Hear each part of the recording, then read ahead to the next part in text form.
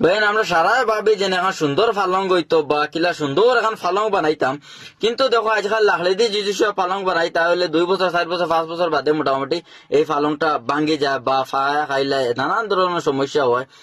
কিন্তু যদি আমরা এখন একটা ইট সিমেন্ট বালি দিয়ে যদি সে ফালংটা বানাইতে কত না সুন্দর হইব। একটাবার এই ফালংটা দেখে যাও, ফার্স্ট থেকে লাস্ট পর্যন্ত দেখলে ফালংটা দেখবা কতখান সুন্দর হয়। আর ইলা যদি সে ফালং বানাও তাহলে যে মানুষ আইব তোমার বাড়িতে ফাঁকানে, যে মানুষ আইবা মোটামুটি দেখে কইবা না ঠিক আছে খুব সুন্দর। আর এই ফালং যেন কয়দিন বাদে নষ্ট হয়ে যাবে বইলা কোনটা নাই। যদি সে বছরে বছরে যদি সে গাড়ি রং বদলাইতায়, ফালংর ডিজাইন বদলাইতায় তাহলে ডিজাইন বদলিব।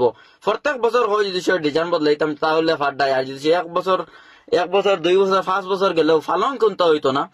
আর এই ফালঙ্গ হতেও খুব বেশি আরাম লাগবো, তার লাগে সাইডে দিয়েও কোনো দিকদারি নাই।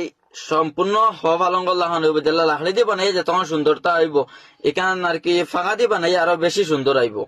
তাহলে ভিডিওটা দেখে যাইবা ফার্স্ট থেকে লাস্ট পর্যন্ত, তাহলে দেখলে আপনার আরো ভাল লাগবো। ভিডিওটা আমার দেখে খুব বেশি ভাল লাগছে, যার কারণে কই আপনারা লগে শেয়ার করি আর আপনারা লগে খার কিলাল আছে ভিডিওটা কইবা।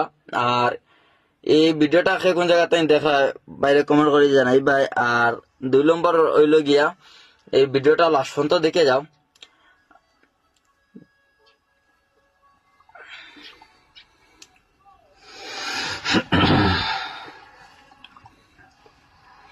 এত সুন্দর হয় আর কি, এত সুন্দর হয় ফাঁকা দিয়ে মতলব ফালং বানাইলে।